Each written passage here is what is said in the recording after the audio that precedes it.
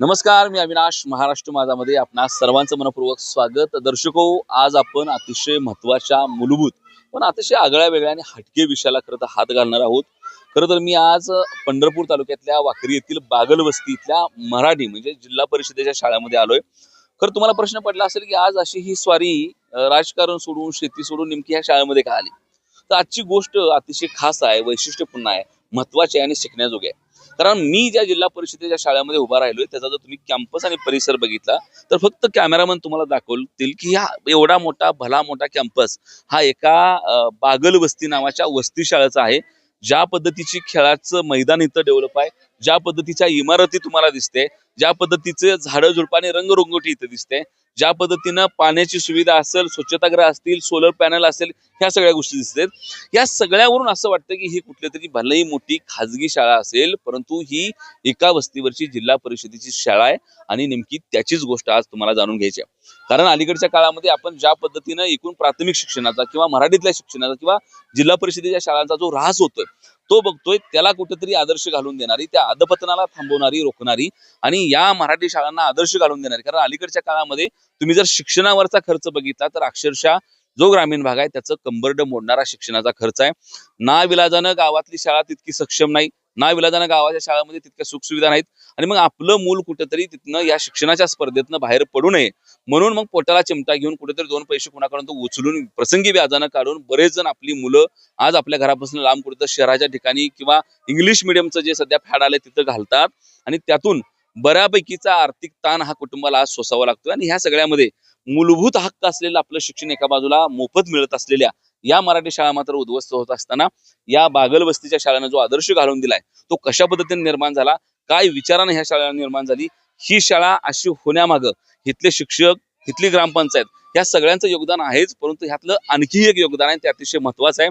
ते म्हणजे ह्या शाळा व्यवस्थापन समितीवर अध्यक्ष म्हणून नेमणूक झालेले संतोष बागल यांची. आज तुम्ही बघताय की ज्या पद्धतीनं मुलं ज्या इथं बेंचवर किंवा ह्या बाकड्यावर अभ्यास करत बसलेत, तिथं तुम्ही जगदंबा उद्योग समूह एक छोटस नाव ह्याच्या पाठीमागे दिसतंय आणि ह्या जगदंबा उद्योग समूहाचे सर्वेसर्वा असलेल्या संतोष बागल यांच्या अध्यक्षतेखाली त्यांच्या वैयक्तिक खर्चातून ही शाळा खऱ्या अर्थानं अशा पद्धतीने उभा राहिले. आणि मग हे जे वैभव आहे या अशा पद्धतीच्या शाळाचं, जो एक आदर्श आहे किंवा हे मॉडेल उद्या पुढे घेऊन जात असताना माझ्या भागातील देखील शाळा अशा पद्धतीने झाल्या पाहिजेत म्हणून त्यांचं इथं विशेष लक्ष असतं. जेव्हा मी इथल्या शिक्षकांना भेटलो, बराच वेळ झाला मी इथले व्हिज्युअल शूट करतोय, प्रचंड उत्साह इथल्या विद्यार्थ्यांमध्ये दिसतोय, प्रचंड आनंदाचं वातावरण आहे. नेमकी ही शाळा अनेक ठिकाणी जाऊन स्पर्धेला चांगल्या पद्धतीचं बक्षीस देखील आणते. हे सगळं कशा पद्धतीनं साध्य झालं, हे मुळात फिजन कसं जन्माला आलं आणि तुम्ही तुमच्या गावामध्ये अशा पद्धतीची शाळा निर्माण करू शकता का, या सगळ्या प्रश्नाची उत्तर आपण शिक्षकांशी आणि संतोष बागल यांच्याशी बोलून जाणून घेणार आहोत. त्यामुळे व्हिडिओ शेवटपर्यंत बघा. हा व्हिडिओ महत्वाचा आहे. या व्हिडिओमध्ये राजकारणाच्या गप्पा नसतील, या व्हिडिओमध्ये शेती पाण्याच्या गप्पा नसतील, त्या व्हिडिओमध्ये बाकीच्या चेष्टा मस्करीचा विषय, मनोरंजनाचा जरी विषय नसला तरी हा विषय तुमच्या माझ्या जीवनाचा आहे, तुमच्या माझ्या मुलांच्या भवितव्याचा आहे. त्यामुळे व्हिडिओ नक्की शेवटपर्यंत बघा. चला मुलाखतीला सुरुवात करूया. आणि गंमत म्हणजे आजची मुलाखत ही फिरती असणार आहे. शाळेतल्या वेगवेगळ्या सुधारणा, शाळा कशा पद्धतीने उभा केली, रंगरंगोटीपासून प्रत्येक गोष्टीच्या संदर्भातली डिटेल आपण खरं तर जाणून घेणार आहोत. आज आपल्यासोबत मी म्हणालो तसे शाळा व्यवस्थापन समितीचे संतोष बागल सर आहेत, ज्यांच्या प्रयत्नातून हे वैभव इथं मराठी शाळेत उभा राहिले. शिंदे सर, सुदाम शिंदे सर आहेत आमचे, जे इथं मुख्याध्यापक म्हणून काम करतायत. आमचे देशमुख सर आहेत, जे इथं सहयोगी शिक्षक आहेत आणि आज काही शिक्षक त्या ठिकाणी वर्गामध्ये शिकवतात. थोडंसं देशमुख सर तुमच्यापासून मला सुरुवात करायची आहे. पहिलं तर तुमच्या तिघाचं खूप खूप अभिनंदन की अशा पद्धतीची एक शाळा, एक मॉडेल आम्हाला लोकांना दाखवण्याची संधी तुमच्यामुळे मिळते. थोडंसं आम्हाला फिरत फिरत तुम्ही ज्या पद्धतीचे प्रयोग तिथं केलेत, ज्या पद्धतीची उभारणी शाळेची झाली ते सांगा. मुळात महत्वाचं म्हणजे शिक्षक म्हणून अनेक शाळांवर काम केलं असेल. पहिला प्रश्न हाच आहे की अशा पद्धतीची शाळा आणि अशा पद्धतीचे जेव्हा सहकारी भेटते तेव्हा मनामध्ये काय भावना असते? खरं तर आता माझी आज 33 वर्ष सेवा झाली जिल्हा परिषद शाळेमध्ये. आणि या शाळेमध्ये सेवा करत असताना आज या ठिकाणी 3 वर्षापूर्वी मी या बागलवस्तीमध्ये शाळेमध्ये आलो. पाठीमागचा अनुभव बघितला किंवा सांगितला तर अतिशय बऱ्याच ठिकाणी इमारतीची दुरावस्था किंवा बाकी सगळ्या सुविधा उपलब्ध नव्हत्या. आणि इथं आल्यानंतर सुद्धा काही गोष्टी आणि त्यानंतरचा काळ तुम्ही जे वैभव बघताय तर 2022ला बागल साहेब अध्यक्ष झाले व्यवस्थापन समितीचे.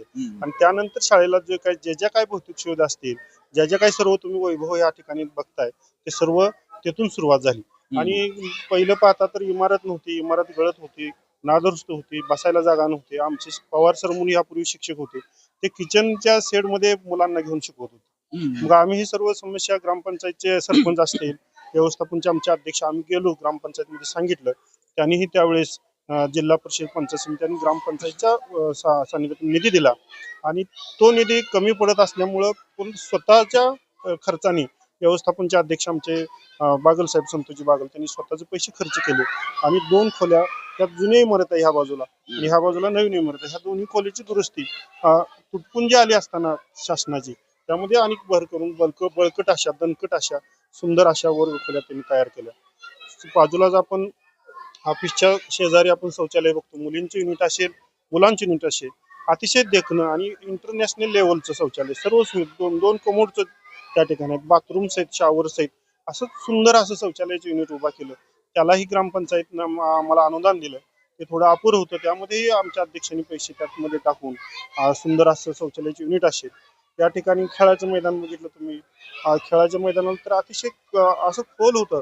त्या ठिकाणची काळी माती जवळजवळ 5-50 ब्रास उचलून त्या ठिकाणी नवीन माती, मुरुम असेल, तांबडी माती असेल, ते सर्व अध्यक्षांनी या ठिकाणी स्वतःच्या पैशातून या ठिकाणी घातलं आणि हे मैदान वैभव आपल्या शाळेला दिसतंय. कलामंच असेल किंवा आमचे या ठिकाणी कॉम्प्युटरचं युनिट असेल किंवा सोलर असेल, हे सर्व अध्यक्षांनी आम्हाला शाळेला दिलं आणि शाळेमध्ये आता कसल्याही प्रकारची कुठलीही भौतिक सुविधेची कमतरता नाही. सीसीटीव्ही कॅमेरा ज्यावेळेस घटना घडायच्या अगोदर, आम्हाला जिल्हा परिषदेची सूचना येण्याच्या अगोदर आमच्या शाळेमध्ये अध्यक्षांनी सीसीटीव्ही कॅमेरे बसवून दिले. सीसीटीव्ही कॅमेरे असतील, झेरॉक्स मशीन असेल किंवा आमच्याकडं सोलर असेल, पिण्याच्या पाण्याची सोय असेल, हँडवॉश स्टेशन असेल, बोर असेल. एक बोरला पाणी कमी होतं, गेल्या वर्षी 2 वर्षापूर्वी उन्हाळा होता, तर अध्यक्षांनी स्वतःच्या पैशातून दुसरी बोर पाडून दिली आणि आम्हाला पाण्याची त्यावेळेस कमतरता भासू दिली नाही. बऱ्याच गोष्टी अशा आहेत की अध्यक्षांनी स्वतःच्या पैशातून त्या ठिकाणी स्वतःच्या खर्चातून जवळजवळ सर्व एकूणात बेरीज केली तर 25 ते 28 लाख, आपण सहजासहजी एवढं रक्कम कोण देत नाही, पण अध्यक्षांनी या ठिकाणी स्वतःच्या शाळा, एक मला अध्यक्ष म्हणायचे, शाळा मला शाळेमध्ये आले म्हणजे मला समाधान वाटतं. शाळेतली मुलं, माझ्या शाळेतली मुलं, ह्या परिसरातली मुलं कुठेतरी मोठे होऊन कलेक्टर झाले पाहिजे, क्लासरूम अधिकारी झाले पाहिजे आणि मला पैशाचं काय नाही, शाळेमध्ये आल्यानंतर मला समाधान वाटतं. हेच जी काही युनिट आहे तुम्ही वैभव बघता, अशाच प्रकारे तुमच्या घरी सुद्धा ते करू शकले असते, परंतु मला जी गोरगरबाची मुलं आहेत त्यांना इंटरनॅशनल लेवलच्या शाळेमध्ये जाता येत नाही. ती शाळेचे वैभव अध्यक्षांनी या ठिकाणी, पालकांचं सहकार्य असेल, अध्यक्षांचं सहकार्य असेल, वॉल कंपाऊंड असेल, ते आपल्या ह्या विधानसभेचे आमदार फंडातून आमदारांनी आम्हाला अनुदान दिलं आणि त्यामध्ये तेवढ्यात होत नव्हतं, त्यात सुद्धा पैसे अध्यक्षांनी घातले आणि हे प्रत्येक वेळा जिथं जिथं योजना आली आणि तुम्हाला ती मिळाली त्या त्या वेळा खरं तर संतोष रावांनी तुम्हाला मदत केली. खरं तर देशमुख सर आहेत आपल्यासोबत, वर्गामध्ये चाललोय आपण खरं तर बोलत. तुम्ही मागचा परिसर बघताय, मला सगळ्यात भारी आवडलेली गोष्ट काय होती माहिती आहे, तिथे एक वाक्य केलेलं आहे की तुम्हाला जर जगा वेगळं व्हायचं असेल तर फक्त एकच गोष्ट करा, जगा वेगळं. आणि मला वाटतं ते वेगळं पण अध्यक्षांनी इथं जोपासलंय, कारण व्यवसाय करत असताना आज त्यांची पार्श्वभूमी व्यावसायिक आहे, तशी त्यांची माझी तसे मैत्रीचे संबंध आहेत आणि अशी व्यावसायिक पार्श्वभूमी असलेल्या माणसांना हे काहीतरी वेगळं पण केले, कारण पैशाचा एकदा नाद लागला की माणूस पुन्हा जमिनीवर यायला बघत नाही आणि पुन्हा माघारी येऊन अशा पद्धतीने मूळ असलेली आपली शाळा. खरं तर अध्यक्ष तुमच्यासोबत देखील बोलायचं आहे, संवाद साधायचा, जरा एक वड्या झाडाखाली बसून तिथेही बोलू. फक्त एक झलक जाऊ आतमध्ये, जी शाळा सुरू आहे, वेगवेगळ्या पद्धतीचे वर्ग घेत आहेत, त्या वर्गांमध्ये जो सावित्रीबाई फुले कुल म्हणून पहिलीचा वर्ग आहे, तिथं खरं तर मॅडम आज शिकवतात, त्यांच्याशी आपण थोडासा संवाद साधूया. वर्गामधले जर तुम्ही व्यवस्था बघितल्या तर पलीकडच्या ह्या 2 खोल्या आणि अलीकडच्या ह्या 2 पहिल्या खोल्या, त्या पहिल्या खोल्यांनाही रंगरंगोटी करून, लाईट व्यवस्था, फॅनच्या व्यवस्था, मुलांना व्यवस्थित बेंच आणि हे अशा पद्धतीनं इथं पहिलीच्या मुलांपासून सगळ्यांना अशा पद्धतीची कम्प्युटर लॅब, हे सगळं करत असताना मी म्हणालो तसं जर थोडंसं विजन असलेली लोक एकत्रित आली, शिक्षक एकत्रित आले, शाळा व्यवस्थापनाने जर काम बघितलं तर मला वाटतं की हे रूप निश्चितपणे दिसतंय. शिक्षिका शाळेच्या आपल्यासोबत आहेत. मॅडम, पहिलं तर सांगा की अशा पद्धतीच्या शाळेमध्ये आपण शिकवायला आहोत, याचं किती समाधान असते मला? खूप जास्त समाधान असतंय, कारण बऱ्याच ठिकाणी बघतो आम्ही परिस्थिती, तर पुरेस भौतिक सुविधा नसतात तिथं आणि इथं भौतिक सुविधा पण आहेत, पालक सहकार्य करणारे आहेत, व्यवस्थापन समितीचे जे सदस्य आहेत, महिला सदस्य असो किंवा पुरुष सदस्य असो, त्यांचंही खूप चांगलं सहकार्य आहे. त्याच्यामुळे आम्हालाही अशा शाळेत काम करायला छान वाटतंय, आम्हालाही नवनवीन गोष्टी शिकायला मिळतात आणि छान वाटतं सगळं. ठीक आहे. तर मुळात ही शाळा उभा कशी राहील किंवा ही इतकी देखणी का झाली, हे वैभव ह्या शाळेला द्यावं असं इथल्या ग्रामपंचायत पासून ते व्यवस्थापन समितीला काय वाटलं त्याची गोष्ट खरं तर आता आपण वडाच्या झाडाखाली बसून बघूया. चला. तर हे सगळं शाळेचं वैभव ज्या कुटुंबामुळं, ज्या दाम्पत्यामुळं आणखी उंचाला गेले ते बागल कुटुंब आपल्यासोबत आहेत, मयुरीताई आपल्यासोबत आहेत, संतोषराव या शाळा व्यवस्थापन समितीमध्ये काम करतात. संतोषराव खरं तर तसा वारसा हा एकूण शेती मोठी, व्यवसाय मोठे, राजकारण कुटुंबामध्ये. आणि मग अशा वेळेला एकदा माणसं वरच्या लेवलला गेली की आपल्या गावाकडे म्हणा एकदा वर गेली ती वरच्या वारायला लागते. हा माणूस असा खाली कसा काय आलाय जमिनीवर एवढा मैदानावर कसा काय आलाय. आणि मग ह्या माणसाला अशा पद्धतीनं मुळापासून सुरुवात करावी म्हणून अशा पद्धतीने डेव्हलप करावी. मग सरांनी सांगितली जवळपास 25-30 लाख रुपयांचा खर्च केला. लक्ष असतं, योजना मंजूर करून आणणं, मुलं पुढे पाठवणं, ह्या सगळ्या गोष्टी असतात. ते काय विचार होता हे सगळं करण्याला? सर कसं आहे, आता मुळात ही शाळा ज्यावेळेस 76 ला चालू झाली त्यावेळेस माझे चुलते हं. विष्णुभाऊ बागल यांनी एका छपराच्या ह्याच्यात ही शाळा चालू केलेली होती. बरं. आणि ही पार्श्वभूमी आम्ही त्यांच्याकडून ऐकलेली होती. आणि त्याच्या पुढच्या स्टेपला माझा एक नितीन बागल म्हणून भाऊ आहे, त्यानं ती शाळा थोडीशी, त्यावेळेस आमची पण परिस्थिती थोडं शेतकरी कुटुंबातलं असल्यामुळं आणि एवढा इथल्या वस्तीवरच्या लोकांचा ग्रामीण भागात मुळात झेडपीच्या शाळेकडे बघण्याचा दृष्टिकोन खूप वेगळा होता. आणि वस्तीवरची शाळा, परत एक शिक्षक होता आणि त्यावेळेस सुद्धा पटसंख्या इथं 40-50 असायची. परंतु शाळेची एवढी दुरावस्था, म्हणजे भौतिक सुविधा कुठल्याही नव्हत्या. आणि 1 ते 4 मीही पण ह्या शाळेत शिकलो. आणि मी शिकत असताना सुद्धा आम्हाला जाणवलं की आम्ही त्या वेळेच्या क्षेत्रात आम्ही शिकत असताना आम्हाला ज्या काय गोष्टी त्यावेळेस आम्हाला समजत नव्हत्या, परंतु ज्यावेळेस मी इथून इंजिनियर होऊन बाहेर पडलो, माझं डिप्लोमा इंजिनिअरिंग शिक्षण होऊन बाहेर पडलो, त्यानंतर मला शिक्षणाचं महत्व, खरोखर मला शिक्षणाचं एवढं महत्व कळालं. आणि मग मी विचार केला, जी व्यवसायात आलो, व्यवसाय करत असताना मला सगळ्या पाठीमागच्या गोष्टीचा उलगडा व्हायला लागला. आणि मग मी माझं घर शेजारी शाळेचे असल्यामुळे मी रोज माझं सारखा डोळा शाळेवर असायचा, बाबा काय इथं करावं लागतंय काय नाही. आणि मी असं देहाने प्रेरित, मी जिद्द बाळगली की मला ह्या शाळेचा कायापालट करून दाखवायचा आहे. आणि आपल्या ह्या भागातल्या झेडपीच्या शाळा सुधारल्यानंतर काय परिस्थिती बदलू शकते, आणि त्या भावनेने प्रेरित होऊन मी त्या ठिकाणी काम करायला चालू केलं शाळेसाठी. आणि ज्यावेळेस मी इथे शाळेत काम करायला चालू केलं, मी कसं, आमचं कुटुंब शेतकरी आहे, पुन्हा आम्ही उद्योगात आलो, परंतु आमची जमिनीची मातीची नाळ कधीच तुटलेली नाही. आणि सगळ्यात महत्वाचं मला शिक्षणाचं महत्व कळालं की जो शिक्षण, काही झालं तर शिक्षणाशिवाय पुढे माणूस कुठल्याही क्षेत्रात यशस्वी होऊ शकत नाही. मग ह्या गोष्टी, आणि परत आमचा ग्रामीण भाग, वाडी वस्तीवरील गोरगरिबांची मुलं, आता सध्या बघताय तुम्ही सगळं इंग्लिश मिडियम फॅड झाले. आज एखादा माणूस कामाला जातो, त्या सुद्धा घरच्यांना वाटते की आपला मुलगा इंग्लिश मिडियमच्या शाळेत गेला पाहिजे, त्याला दर्जेदार शिक्षण मिळलं पाहिजे. मग त्या फीची सगळ्या अडचणी बघितल्यानंतर आज जी समाजात जी चाललंय, गोरगरीब श्रीमंताची दरी होत चालली, त्याच्यातून मला एक जाणवायला लागलं, आज गरीबाची मुलं शिकायची इच्छा असताना सुद्धा त्या ठिकाणी त्या ध्येयापर्यंत पोहोचू शकत नाहीत, किंवा काय आर्थिक अडचणी यायला लागल्या त्या.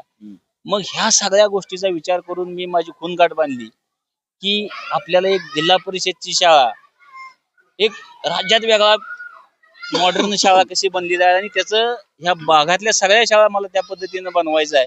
कारण ज्या शाळेनं मला घडवलं त्या शाळेचं मी काहीतरी देणं लागतोय.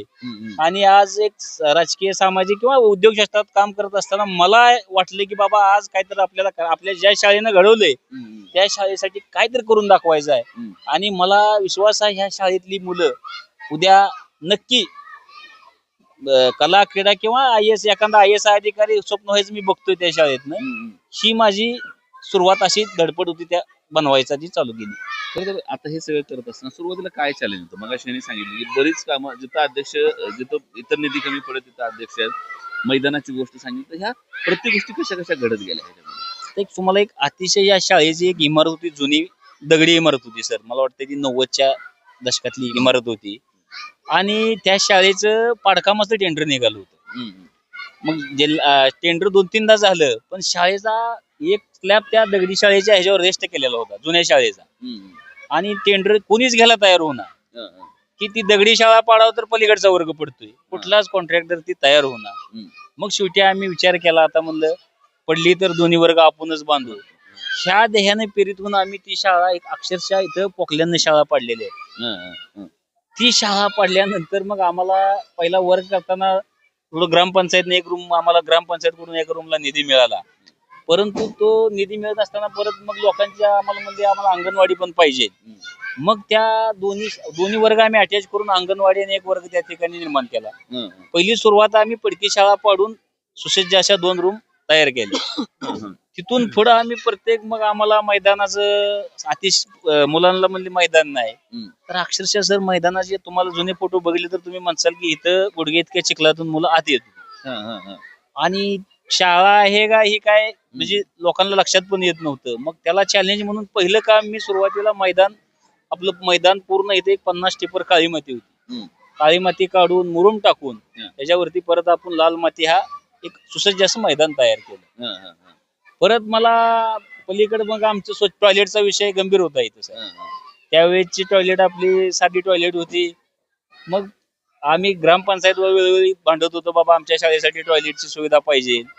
थोडंफार त्यांनी निधी दिला आणि ते आज मला अभिमानानं सांगा वाटतंय की ह्या झेडपीच्या शाळेचं टॉयलेट कुठल्याही इंटरनॅशनल स्कूलपेक्षा कमी नाही.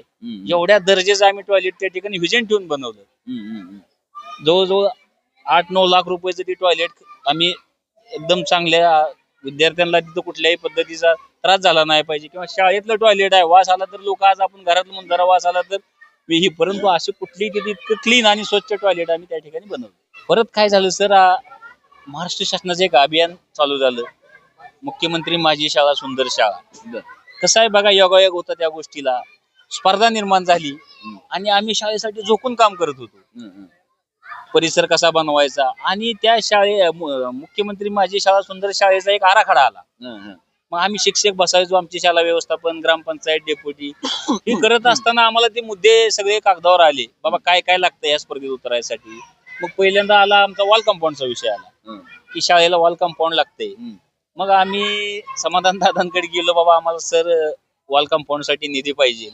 अक्षरशः दादा ह्या शाळेत आल्यानंतर त्यांनी मला सांगितलं संतोष माझ्या निधीतून एक 200 फुटापर्यंत कंपाऊंड होऊ शकते. दादा तुम्ही म्हणलं तुम्हाला जे काय टाकता येतील ते टाका. उद्घाटनाला आल्यानंतर तुम्हाला सगळं गेट सकट झालेलं असेल. मी दादांना त्या ठिकाणी शब्द दिलता आणि निमित्त शासनाच्या योजनेचं असायचं आणि त्याला मी प्रत्येक ठिकाणी सपोर्टिंग करून प्रत्येक गोष्ट पूर्ण करत गेलो. आज आपल्या वॉल कंपाऊंडची लांबी एकूण 350 फूट आहे तर त्यासाठी मी 12 लाख रुपये खर्च केला आणि समाधान दादाच्या फंडातून 7 लाख रुपये मिळाले. दादा मला परत आयडिया सुचली आपल्या शाळेला कमान पाहिजे. ती कमान आम्ही आमच्या स्वखर्चातून उद्योग समाजाच्या वतीनं केली. परत मग झाडांचा विषय आला माझ्या वाढदिवसानिमित्त सर ते सगळी जी झाडं दिसतात ती माझ्या वाढदिवसानिमित्त लावलेली आहेत.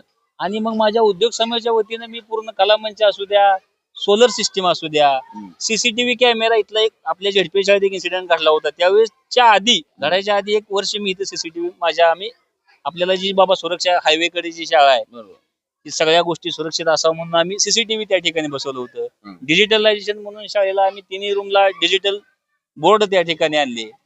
परत आम्हाला स्पर्धेत म्हणली की आपल्याला लॅब पाहिजे सुसज्ज अशी. मग आम्ही 6 कॉम्प्युटर खरेदी करून त्या ठिकाणी शाळेसाठी कॉम्प्युटर लॅब स्थापन केली.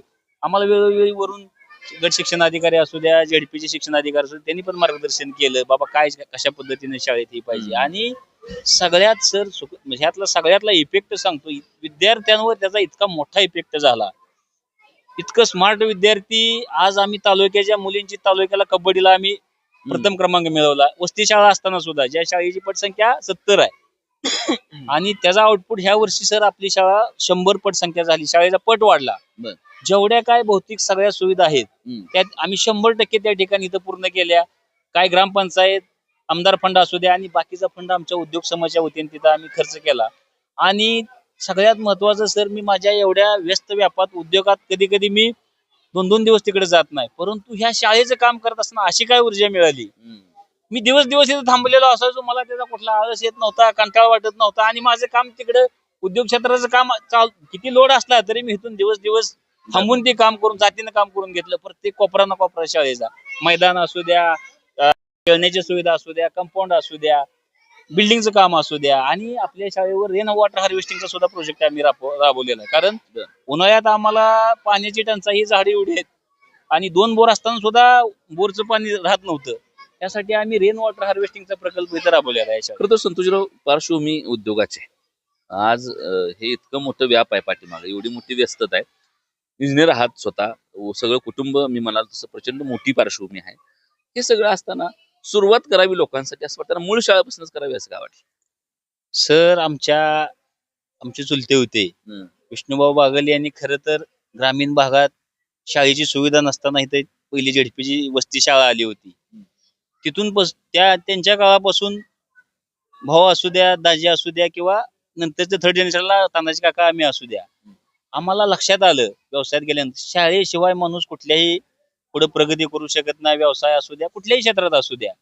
आणि ह्या गोरगरीब मुलांना मोठ्या शाळेची सोय होत नव्हती. मग इथून आम्हाला त्यांना एक उद्याचा नागरिक कसा घडला पाहिजे म्हणून झेडपीच्या शाळेतला जो विद्यार्थी आहे सर, त्याच्यासारखी कुठल्याही म्हणजे इंग्लिश मिडियमच्या शाळेत घडू शकत नाहीत. आणि त्याला जो झेडपी शाळेतला विद्यार्थी घडलेला आहे तो कुठेच जाऊन कमी पडत नाही.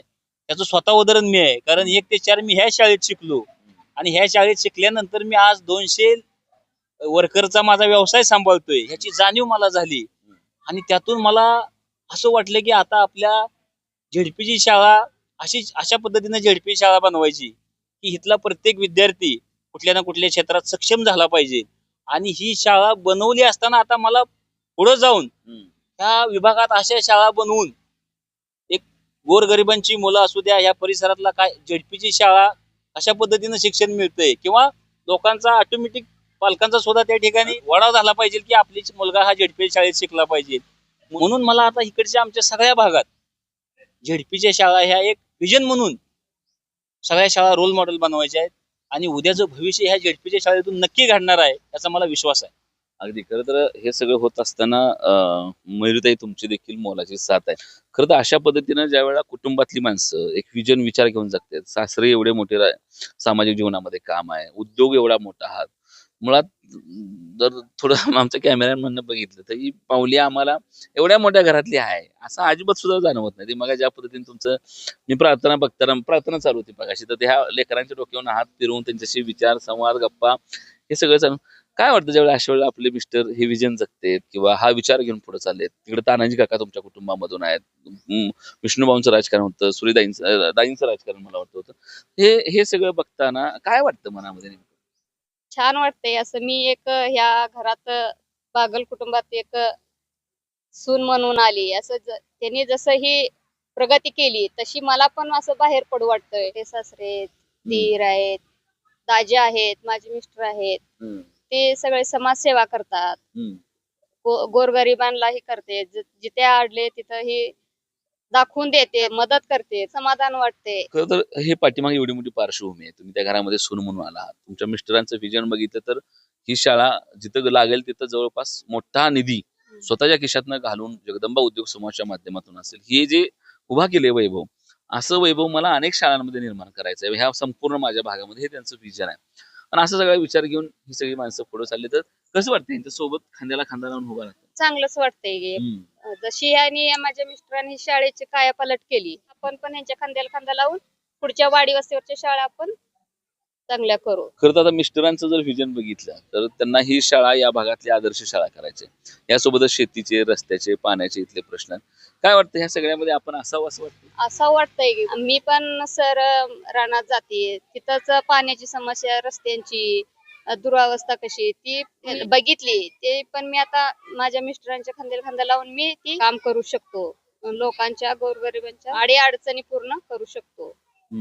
खरं तर आता हे काय म्हणतात त्याला, हे स्वप्न आहे तुमच्या सगळ्यांचं. हे स्वप्न खरं तर तुम्ही पूर्णत्वाकडे नेलं तर इथल्या अनेक भागाचा विकास हा निश्चितपणाने होणार आहे. ही अशी दाम्पत्य, ही अशी कुटुंब मला वाटतं खऱ्या अर्थानं मोठं काम करतात. इथं एखादा माइलस्टोन तयार करून जातात, एक आदर्श घालून जातात. कारण मी म्हणालो तसं संतोषराव काही करू शकते इथून पुढच्या काळामध्ये, परंतु निवडताना ह्यांनी जी शाळा निवडली त्याचं मूळ हे की तुम्ही उद्या तुमच्या पायावर उभं राहताना तुम्हाला जर थोडंसं दोन गोष्टी आम्ही आज ऐकत्या देऊ, परंतु जर तुमचं मूळचं ती ताकद नसेल, मूळच्या क्षमता त्या नसतील, मूळचा विचार तो नसेल, तर बऱ्याच गोष्टी ह्या त्या ठिकाणी तकलादू असणार आहे. आणि मग अशा वेळेला शाळा हे मूलभूत गोष्ट आहे. शिक्षण हे वाघिणीचं दूध आहे. आणि ह्या शिक्षणानं अनेक पिढ्यांचा उद्धार झाला. ह्या शिक्षणानं अनेकांना आपल्या जीवनाचं सोनं करून घेतले. या शिक्षणातून अनेकांना समाजाचं सोनं केलं. त्यामुळं शिक्षणाचं मूळ आणि शिक्षणाची समस्याच निश्चितपणानं सुटली पाहिजे. ते रोल मॉडेल घेऊन आज अशा पद्धतीच्या शाळा अनेक भागामध्ये निर्माण करण्याचं स्वप्न घेऊन ही सगळी मंडळी चालली आहे. उद्या इथं काम करत असताना वेगवेगळ्या पद्धतीच्या अनेक समस्या यांच्या कुटुंबाच्या माध्यमातून सोडवल्या जात आहेत. साखर कारखान्याच्या संचालकापासून ते कृषी उत्पन्न बाजार समितीच्या सभापतीपदापासून ते शेतकरी संघटनेमध्ये तुमचे बंधू असण्यापासून ते तुम्ही उद्योगाच्या माध्यमातून लोकांना मदत करण्यापासून ते आज जवळपास ह्या दोन्ही बंधूंच्या माध्यमातून 200-300 कुटुंबाचा उदरनिर्वाह खरं तर चालतोय. आणि ही लोक मग अशा पद्धतीने ज्यावेळेला मैदानावर येतात त्यावेळेला खऱ्या अर्थानं क्रांती घडल्याशिवाय राहत नाही. हे त्याचं रोल मॉडेल आहे. आज मी इथं ज्या शाळेमध्ये बसलोय ते मला पुन्हा एकदा हा मोह आवरत आहे की तुम्ही कॅम्पस बघा. हे वडाचं इतकं सुंदर झाड आणि त्यानंतरचा हा जर हा पूर्ण परिसर तुम्हाला थोडासा गोल मी फिरून दाखवतोय तर ही पूर्ण शाळेच्या इमारती, पलीकडचं स्वच्छतागृह, हा कलामंच, ही लावलेली झाडं, ही इथं ठेवलेली बाकडी, ही इथली स्वच्छता, हे इथलं मैदान, ही इथली खेळाची वस्तू, ही इतकी सुंदर आणि देखणी कमान. या सगळ्यातून एक गोष्ट लक्षात येते की तुमचा जर विचार असेल, तुमच्या मनामध्ये जर निश्चय असेल, तुम्हाला गोरगरिबांबद्दल, तळागाळातल्या माणसांबद्दल जर आस्था वाटत असेल, तुम्ही कुठेही गेला, तुम्ही उद्या शिकला, मोठे झाला, 4 पैसे तुमच्यापाशी आले तरी देखील त्या ठिकाणी तुम्ही तुमचं मूळ सोडायचं नसतं, जमीन सोडायची नसते. आणि या मूलभूत घटकावर जर तुम्ही थोडंसं खऱ्या अर्थाने जबाबदारी स्वीकारून काम केलं तर काय होऊ शकतं याचं आदर्श उदाहरण खरं तर संतोष बागल यांनी या शाळेमध्ये घालून दिले. उद्या इथं काम करत असताना त्याच्या हातून आणखी चांगल्या पद्धतीचं अशा पद्धतीचं लोकोपयोगी काम व्हावं या सदिच्छासह या रिपोर्टमध्ये थांबूया. तुम्हाला ही शाळा कशी वाटली, शाळेमधली ही व्यवस्था कशी वाटली हे आम्हाला कमेंट करून नक्की कळवा. आणि अशा पद्धतीची शाळा तुमच्या भागात झाली पाहिजे का असं वाटत असेल तर तुमच्या भागाचं नाव देखील कमेंटमध्ये नक्की कळवा. धन्यवाद.